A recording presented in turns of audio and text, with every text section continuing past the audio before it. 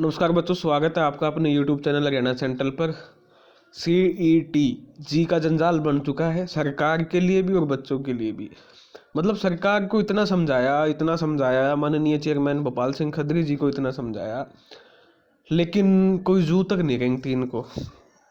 एक झूठ को छुपाने के लिए दूसरा झूठ बोलेंगे, एक गलती को छुपाने के लिए दूसरी गलती करेंगे, फिर तीसरी ऐसे ऐसे पुलिंदा बन जाएगा। बचाने वाला भी कहाँ तक बचाएगा, मुझे ये समझ में नहीं आ रही। एक सिंपल सी बात थी हरियाणा स्टाफ सिलेक्शन कमीशन की, एक छोटी सी बात कि भाई आप सभी को एग्जाम में बैठा लो, सारे हरियाणा के बच्चों को। और वो बच्चे कितने थे? 1,65,000 प्रेफरेंस भरी थी। 2 बार प्रेफरेंस पोर्टल खोलने के बाद, एक बार वो प्रेफरेंस पोर्टल खोल देते तो 10,000 बच्चे ज़्यादा से ज़्यादा और बढ़ जाते।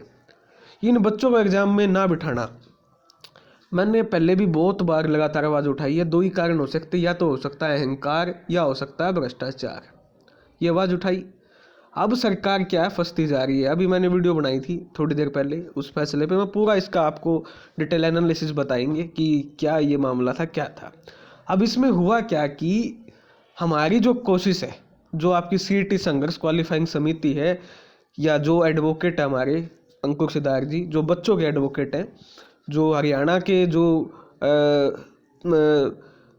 मेहनत करते हैं बच्चे, जो ईमानदारी से ये चाहते हैं कि उनको एग्ज़ाम में मौका मिले, उनके जो एडवोकेट और जो पूरी आपकी CET क्वालिफाइंग समिति है, ठीक है, उसके जो एक ही डिमांड थी, एक सिंपल सी, कि भाई सभी बच्चे जो हरियाणा के CET पास विद्यार्थी जिन पे एक्सपेरिमेंट किया गया माननीय मुख्यमंत्री मनोहर लाल खट्टर के द्वारा, जिनके भविष्य पे एक्सपेरिमेंट किया गया, उनको आज 4 साल हो गए खून के आंसू तड़प रहे हैं। मुख्यमंत्री तक जू तक नहीं रेंगती, ना उनके अधिकारियों पे रेंगती है। अधिकारी आपके कमरों में बैठ के, करोड़ों रुपए के कमरों में बैठ के पॉलिसी बना देते हैं, ना बच्चों से पूछते हैं, ना आपके शिक्षाविदों से पूछते हैं, ना आपकी विधानसभा में पॉलिसी लेके आते हैं। मनमाने ढंग से पॉलिसी थोप दी जाती है। 4 गुना की पॉलिसी पूरे हिंदुस्तान में कहीं नहीं है। 5 नंबर देना काम बाहर की स्टेट को करते हैं। अपनी स्टेट में तो कानून की धज्जियां उड़ा ही रहे हैं, बाहर की स्टेट में भी, बाहर की स्टेट के बच्चों को भी बांट रहे हैं फ्री में।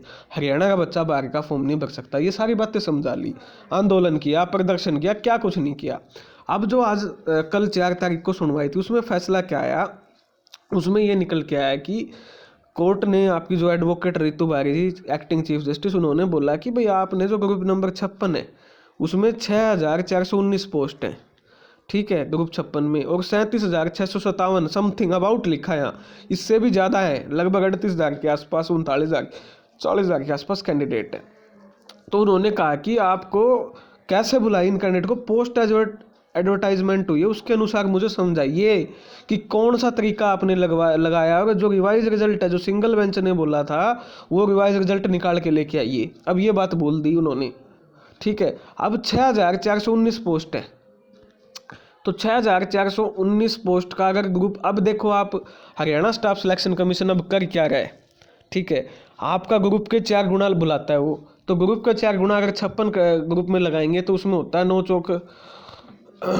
चौक 36, 3, 7, 4 चौके 16, असल आगे 1, 6 चौक 24, 25,676 कैंडिडेट होता है। और इन्होंने बुलाए कितने? 37,657 के आसपास, यानी ये 38,000 से भी ऊपर कैंडिडेट हैं, ठीक है। अब ये जो 13,000 कैंडिडेट है, ये एक्स्ट्रा क्यों बुलाए, ठीक है।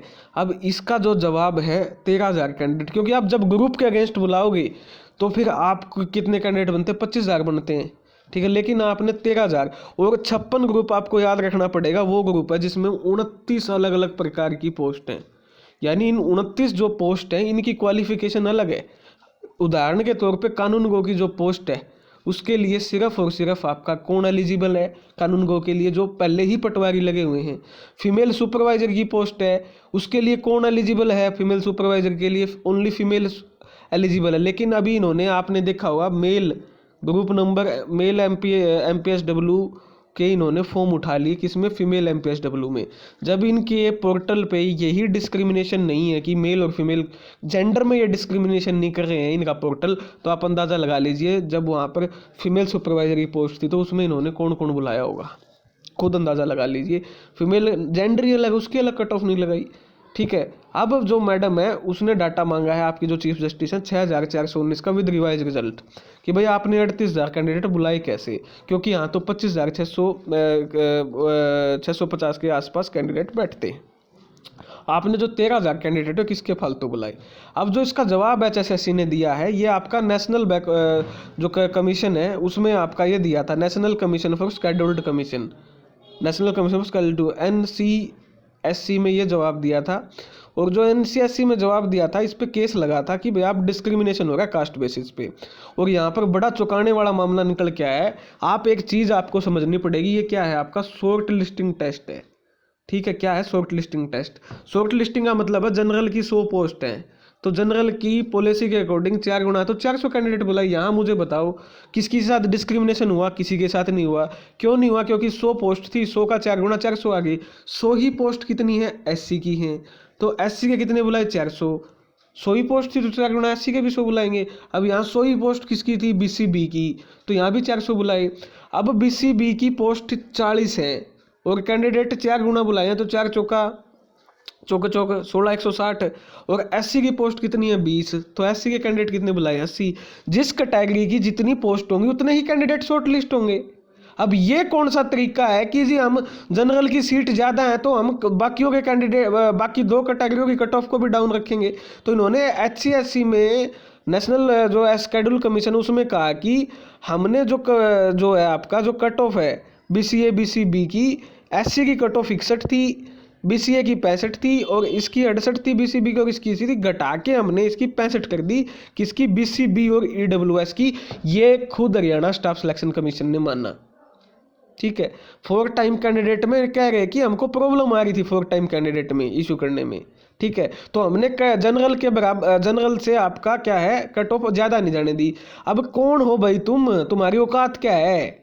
यहाँ पर SC की जितनी सीट थी यहाँ पर डिस्क्रिमिनेशन कौन सा हुआ? मुझे ये समझ में नहीं आ रहा। आप पढ़े लिखे बच्चे हो, किस चीज़ का डिस्क्रिमिनेशन? जब यहाँ पर 100 पोस्ट है, 100 का 4 गुना 400 बुलाएंगे BCB का। जब जनरल की 200 पोस्ट है तो यहाँ पर 800 बुलाएंगे।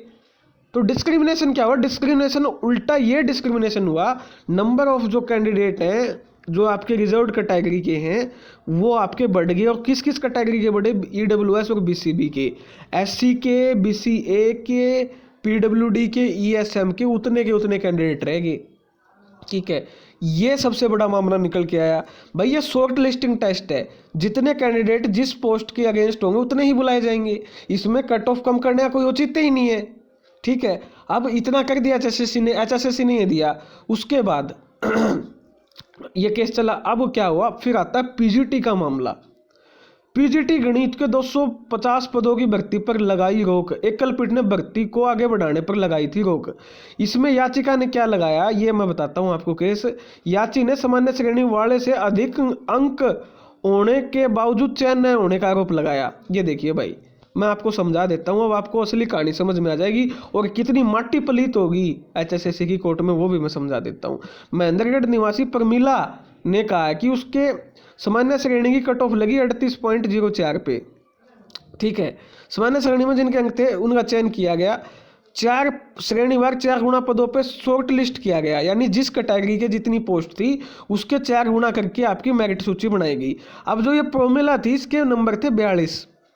तुम्हारे सामने है अब ये जो तुम ये वीडियो देखोगे। फंस चुकी है HSSC की बस की बात को नहीं। HSSC का हो लिया दम लिखड़ लिया। ये देखो जनरल की कट ऑफ है 38.04, यानी लास्ट कैंडिडेट जो जनरल का उठाया वो उठाया 38.04 का।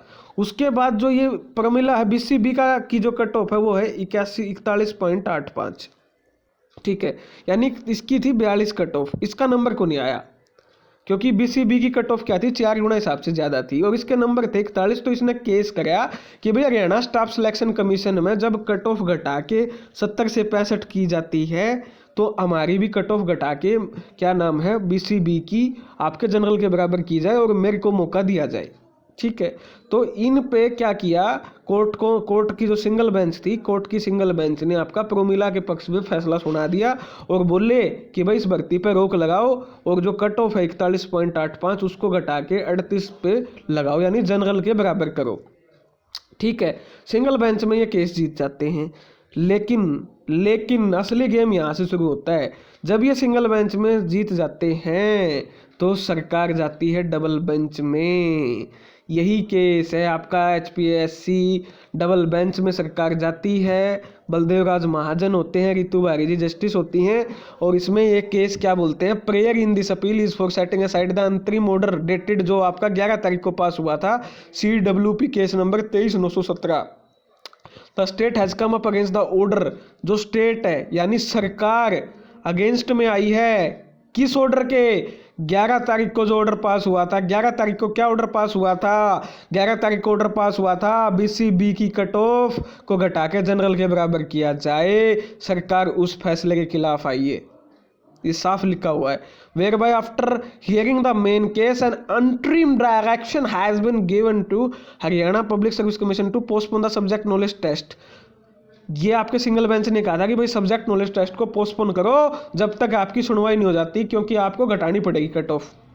ठीक है, तो उन्होंने इम्पंस्ड रोक लगा दी किस पे? जो आपका PGT आपका क्या था, मैथ का था, उस पर आपकी क्या लगा दी? रोक लगा दी।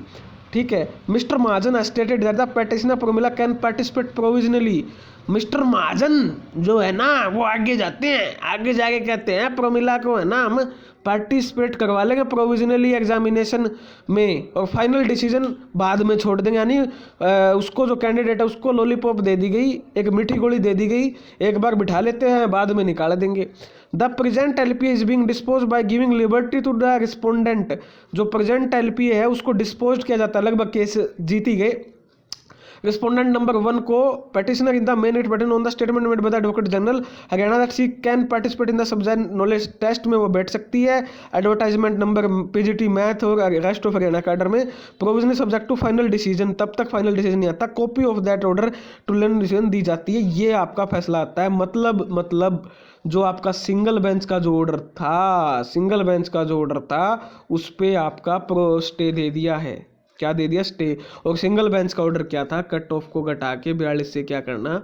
जनरल के बराबर 38 करना। लेकिन वहाँ पर एडवोकेट साहब जाके कहते हैं कि हम सिर्फ प्रोमिला को प्रोविजनल बैठा सकते, बाकी BC की जो कट ऑफ है वो घटा के हम क्या नहीं करेंगे? जनरल के बराबर 38 पे नहीं करेंगे। तो ये दोहरा चरित्र सरकार का सामने आता है, और ये दोहरा चरित्र बताता है कि सरकार किस हद तक गिर चुकी है कि वो बच्चों के हित के बारे में क्या सोच रही है। HSSC में जाके कहते हैं कि हम जनरल के बराबर करेंगे कट ऑफ। ये देखो आपके सामने है, घटा के। इसका कोई बेस नहीं है इस कट ऑफ को घटाने का। और HPSC में आपका ये देख लो आपके सामने है, डबल